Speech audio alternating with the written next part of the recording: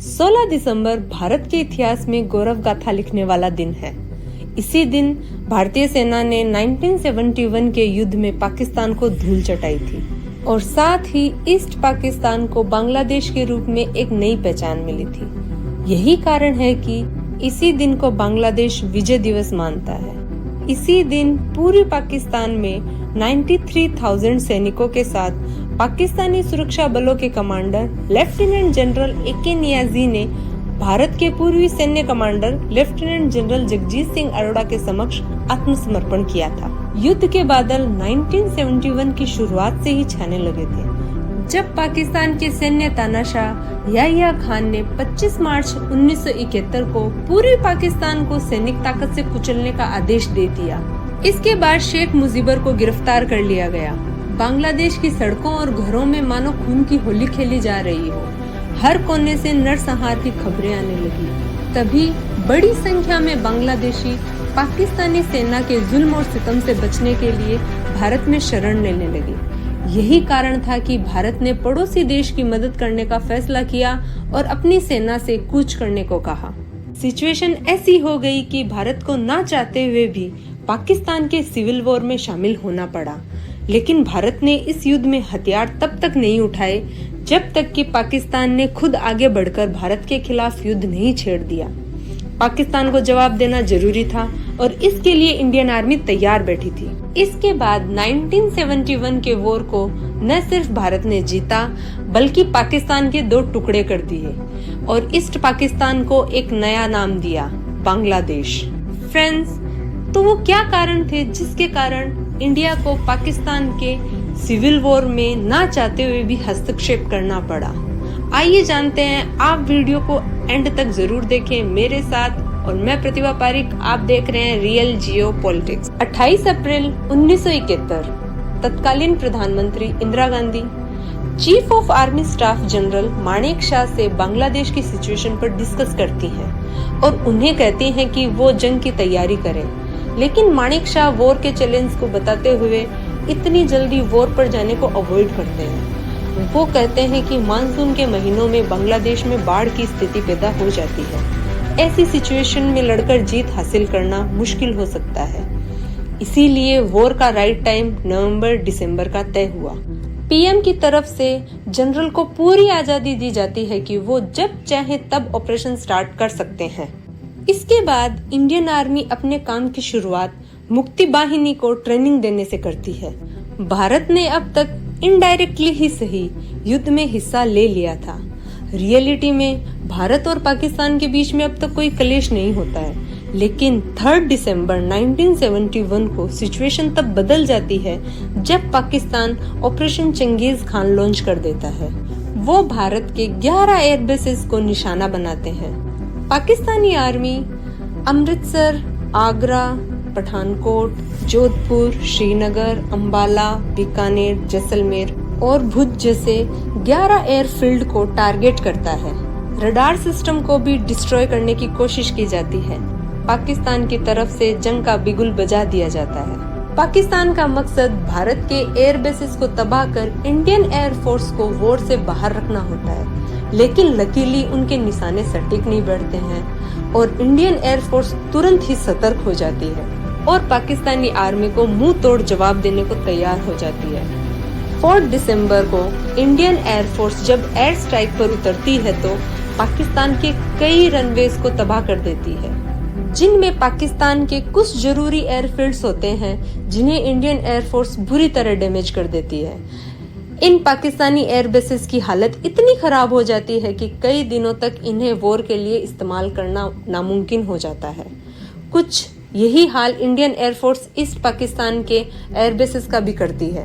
वहीं 4 दिसंबर को Indian navy भी पाकिस्तानी नेवल आर्मी को मुंह तोड़ जवाब देती है। इंडियन नेवी को जानकारी होती है कि कराची पोर्ट पाकिस्तानी नेवी का सबसे बड़ा हेडक्वार्टर होता है। ये पोर्ट पाकिस्तान के मैरीटाइम ट्रेड के लिए भी सबसे इम्पोर्टेंट होता है। इसे नुकसान होने पर पाकिस्तान की इकोनॉमी क्रैश कर सकती है। हेंस इंडियन नेवी कराची के हार्डवेयर को अपना टारगेट बनाती है और इस ऑपरेशन को नाम देती है ऑपरेशन ट्राइडेंट। इस ऑपरेशन की कमान संभालते हैं navy chief admiral S M Nanda. इनके कमांड में इंडियन नेवी का ग्रुप 460 किलोमीटर कराची के साउथ कोस्ट में चला जाता है और रात होने का इंतजार करता है, क्योंकि रात के अंधेरे में पाकिस्तानी जेट्स एयर बॉम्बिंग नहीं कर सकते थे। ये इंडियन नेवी के प्लान में शामिल होता है कि वो अंधेरे का फायदा उठाएंगे और पाकिस्तान की वॉरशिप्स को पूरी तरह तबाह कर देंगे। इसीलिए शाम होते होते इंडियन नेवी कराची पोर्ट से 330 किलोमीटर के करीब चली जाती है। इंडियन नेवी की वॉरशिप्स जो भारी मिसाइलों से लैस होती है, वो पाकिस्तानी वॉरशिप्स का 130 किलोमीटर दूर से ही पता लगा लेती है। पाकिस्तानी नेवी को अंदाजा भी नहीं होता है कि वो बड़े हमले का शिकार होने वाली होती है। सबसे पहले INS निर्घाट अटैक करती है और पाकिस्तान के डिस्ट्रॉयर PNS खैबर के टुकड़े टुकड़े कर देती है। उसके बाद INS वीर और INS निपात भी अपना अपना कमाल दिखाती है और पाकिस्तान के 2 और नेवल शिप्स को बर्बाद कर पानी में डुबो देती है। इस ऑपरेशन में INS निपात पाकिस्तान के किमारी ऑयल स्टोरेज को भी निशाना बनाती है और पाकिस्तान का ऑयल स्टोरेज आग की लपेट में जलकर बर्बाद हो जाता है। करीब 7 दिन तक पाकिस्तान इस आग को बुझाने में नाकामयाब रहता है और दुनिया भर के अखबारों में इंडियन नेवी की इस आग को बिगेस्ट बॉनफायर करार दिया जाता है।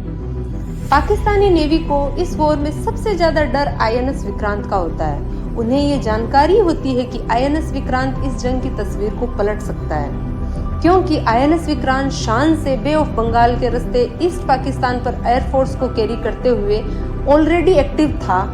इसलिए पाकिस्तानी नेवी इसे बर्बाद करने के लिए PNS गाजी को इस रूट में भेजती है। लेकिन मामला उल्टा पड़ जाता है।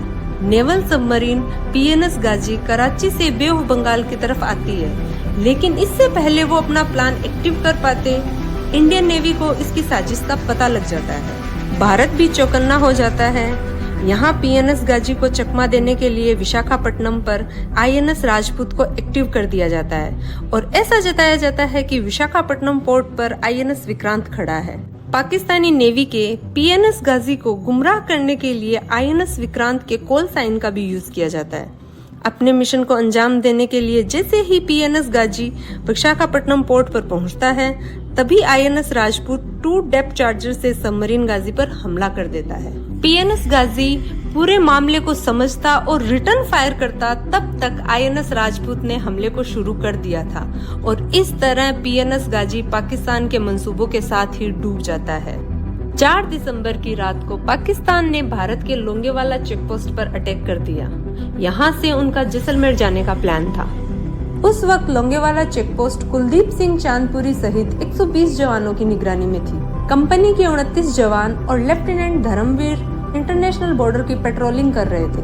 देर शाम उन्हें जानकारी मिली कि दुश्मन के बहुत सारे टैंक एक पूरी ब्रिगेड के साथ लोंगेवाला पोस्ट की तरफ बढ़ रहे हैं। उस ब्रिगेड में 2 से 3 हजार से ज्यादा जवान होंगे। कुछ ही पलों बाद लश्कर का सामना भारत की एक सेना की छोटी सी टुकड़ी के साथ होना था। न जमीनी न हवाई किसी तरह की मदद उस दौरान मिलना संभव नहीं था। भारतीय सेना के जवान मुंह तोड़ जवाब देने की तैयारी में लग गए। कुछ ही देर बाद पाकिस्तानी टैंकों ने गोले बरसाते हुए भारतीय पोस्ट को घेर लिया। वे आगे बढ़ते जा रहे थे और उनके पीछे पाकिस्तानी सेना। भारतीय सेना ने जीप पर लगी रिकाइललेस राइफल और मोर्टार से जवाबी कार्रवाई शुरू कर दी। शुरुआती कार्रवाई इतनी दमदार थी कि पाकिस्तानी सेना ने कुछ दूरी पर रुककर जंग लड़ने का फैसला किया। पाकिस्तानी 1000 से ज्यादा थे और भारतीय 100 से भी कम थे। वो रात इम्तिहान की रात थी। गोलीबारी की आवाज कम होने के साथ ही एक ही आवाज गूंज रही थी,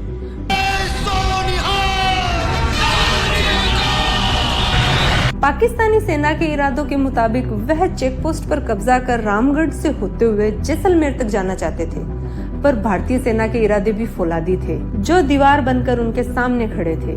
रात होते होते अब तक भारत की छोटी सी टुकड़ी ने दुश्मन के 12 टैंक तबाह कर दिए थे। रात भर गोलीबारी जारी ही थी। जैसलमेर एयरबेस पर उस वक्त सिर्फ 4 हंटर एयरक्राफ्ट और सेना के ऑब्जर्वेशन पोस्ट के 2 विमान थे। हंटर एयरक्राफ्ट रात में अंधेरे में हमला नहीं कर सकते। अब इंतजार सुबह का था। सुबह होते ही 2 हंटर विमान लोंगेवाला की तरफ निकल पड़े। उस वक्त रोशनी इतनी कम थी कि आसमान की ऊंचाई से जमीन का अंदाजा लगा पाना मुश्किल था। तब न तो कोई नेविगेशन सिस्टम इतना मॉडर्न था और न ही कोई लैंडमार्किंग थी। ऐसे में दोनों विमान जैसलमेर से लोंगेवाला तक जाने वाली सड़क के रास्ते को देखते हुए आगे बढ़ रहे थे और धूल के गुब्बारों में छिपे पाकिस्तानी टैंकों को निशाना बना रहे थे। 5 दिसंबर के दिन दुश्मन को खदेड़ते हुए पाकिस्तान के अंदर 8 किलोमीटर तक जा घुसे थे भारतीय सैनिक। 16 दिसंबर तक सैनिकों ने वहीं डेरा जमाए रखा, वहीं खाना बनाते और वहीं पर खाते, जबकि पाकिस्तानी ब्रिगेड इस इरादे के साथ भारत की ओर बढ़ी थी कि 5 दिसंबर को उनका नाश्ता लोंगेवाला में होगा, दोपहर का खाना रामगढ़ में और रात का खाना जोधपुर में। यह वह युद्ध था जब भारत का साथ हर महाशक्ति ने छोड़ दिया था। अमेरिका और यूके पाकिस्तान की मदद करने को बेताब थे, लेकिन एक दोस्त ऐसा भी था जिसने भारत के साथ आकर अमेरिका और ब्रिटेन को करारा जवाब दिया, और वो था रशिया। भारत और रशिया ने 9 अगस्त 1971 को शांति और दोस्ती संधि पर साइन किया था। रशिया इन दिनों सोवियत संघ का हिस्सा था। इस संधि ने ही पाकिस्तान के खिलाफ हुई जंग में जीत की आधारशिला रखी थी।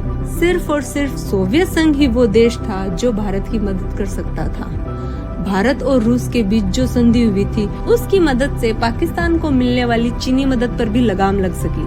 5 दिसंबर को अमेरिका की तरफ से युद्ध विराम की कोशिश की गई, लेकिन सोवियत संघ ने वीटो का यूज करते हुए इसे असफल बना दिया।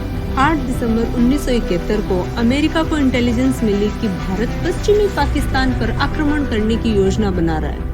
अमेरिकी वॉरशिप यूएसएस एंटरप्राइजेस उस समय दुनिया का सबसे बड़ा एयरक्राफ्ट कैरियर था।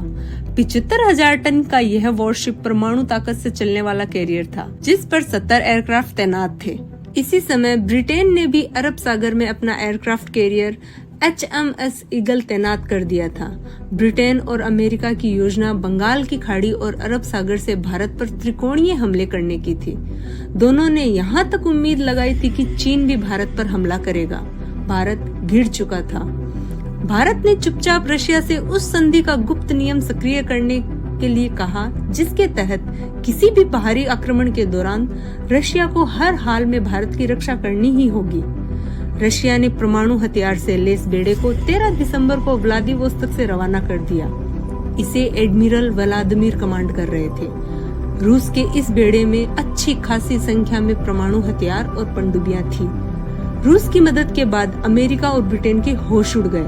रशिया ने ब्रिटिश कैरियर बैटल ग्रुप के कमांडर एडमिरल डिमान गार्डन के मैसेज को इंटरसेप्ट किया। इस मैसेज में वह यूएसएस एंटरप्राइजेस के कमांडर से कह रहे थे, सर, हमें बहुत देर हो गई है। आसपास रशिया की परमाणु पनडुब्बियां हैं और कई वॉरशिप्स भी हैं।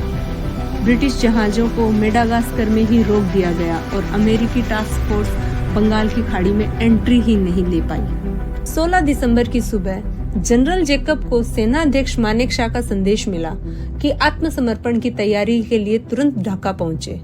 उस वक्त नियाजी के पास ढाका में 26,400 सैनिक थे, जबकि भारतीय सेना के पास केवल 3,000 सैनिक। भारतीय सेना ढाका से 30 किलोमीटर दूरी पर थी। सुरक्षा बल भले ही कम थे, लेकिन मनोबल बहुत अधिक था। भारतीय सेना ने युद्ध पर पूरी तरह से अपनी पकड़ बना ली थी। लेफ्टिनेंट जनरल JR जेकब अपने सैनिकों के साथ आगे बढ़ गए। वे जब नियाजी के कमरे में पहुंचे तो वहां सन्नाटा छाया हुआ था। आत्मसमर्पण के दस्तावेज कमरे में पड़ी एक मेज पर रखे थे। शाम के करीब 4:30 बजे लेफ्टिनेंट जनरल जगदीश सिंह अरोड़ा ढाका हवाई अड्डे पर उतरे। वहीं पर जनरल अरोड़ा और नियाजी ने आत्मसमर्पण के दस्तावेज पे हस्ताक्षर किए।